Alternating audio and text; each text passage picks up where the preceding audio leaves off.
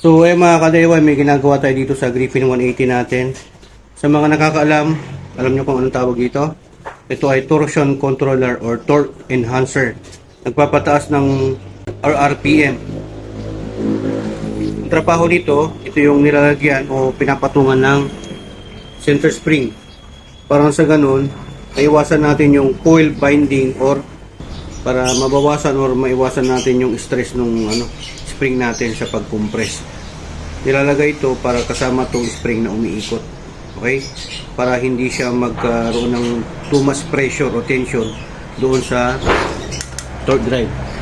Kaya lang, may problema to. Napansin ko kanina habang pinapaandar, makalansing. Yung parang tunog barya.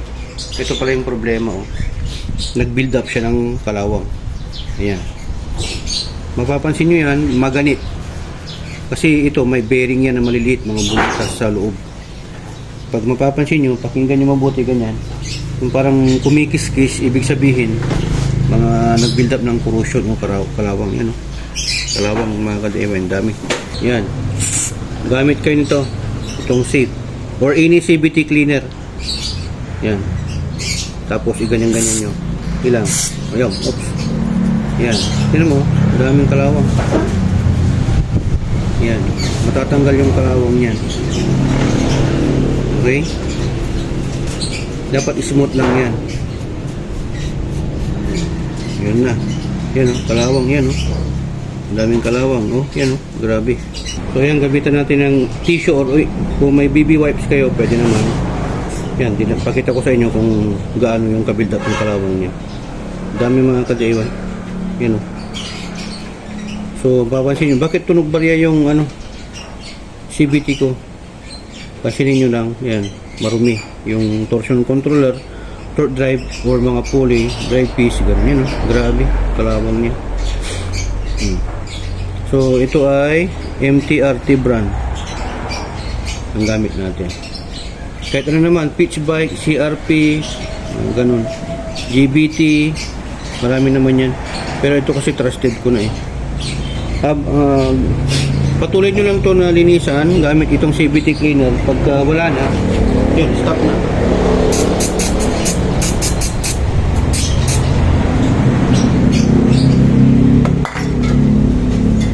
Ganun nyo lang, ulitin nyo lang. Yan ang lumalabas. Yan, dami. Yan, yan.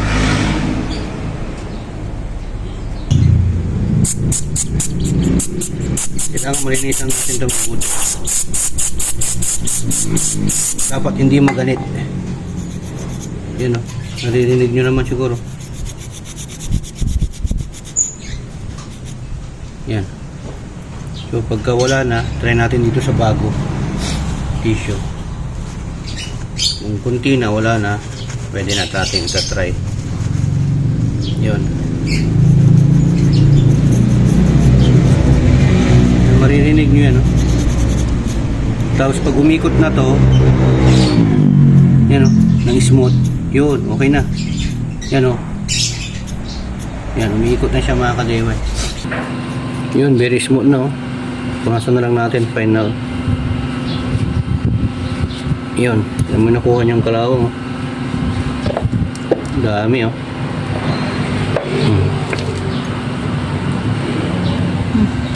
Yan, last na to. Final. Is the final countdown. Testing natin kung smooth na. Kailangan na umiikot na to. Yan. Pagka pitikin natin, parang ganyan. Uy. Ito, pakita nyo tong MTRT na to. Pagka pinitik ko yan, dapat umikot yan. Susa. Yan, smooth na. Yun. So, sa mga gustong matutunan to, pag may mga torque enhancer or RPM enhancer kayo, torsion controller, ganito lang gawin nyo. Pagka maganit na, makalansing na o tunog barya, parang kumikis-kis, ganyan lang, CVT cleaner, kahit anong brand. Okay, mini-maintenance din kasi ito kasi may mga bulitas to. Yan, sana nakatulong tayo sa maliit na bagay. Kung nagustuhan nyo itong video, share nyo to para makatulong sa iba. At syempre, comment, like, and follow mo yung Facebook page natin at subscribe ka na rin sa YouTube channel natin. Gusto nyo na mawala yung ingay, after nyo malinisan na, take note, after na malinisan, lagyan nyo na ang gear oil. Inikay ng gear oil, mas maganda yung mas malapot. Lagyan nyo lang, patakan nyo lang ng pakunti-kunti. Tapos yan, papasok yan sa loob. Ikutin nyo ng ganyan hanggang sa pumasok siya. Okay, so nalagyan na natin to kanina, pinakita ko lang. Tapos pakinggan nyo, wala kayong maririnig dapat na sounds. Yan, iniikot ko na yun, no?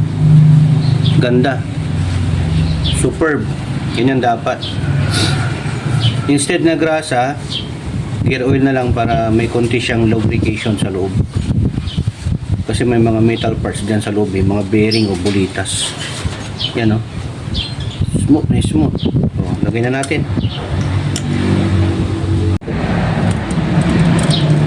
Yan, kapit na natin.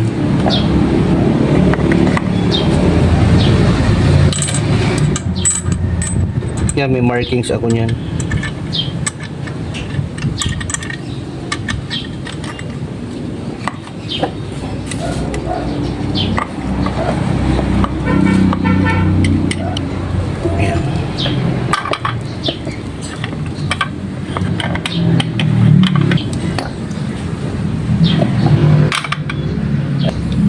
Gamitan natin na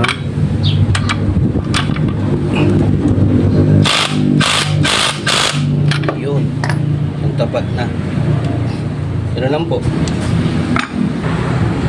Tapos lagyan natin ng palatandaan.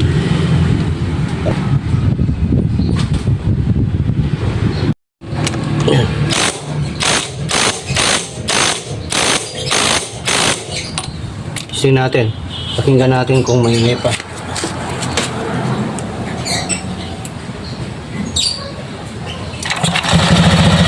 Yun. Smooth na.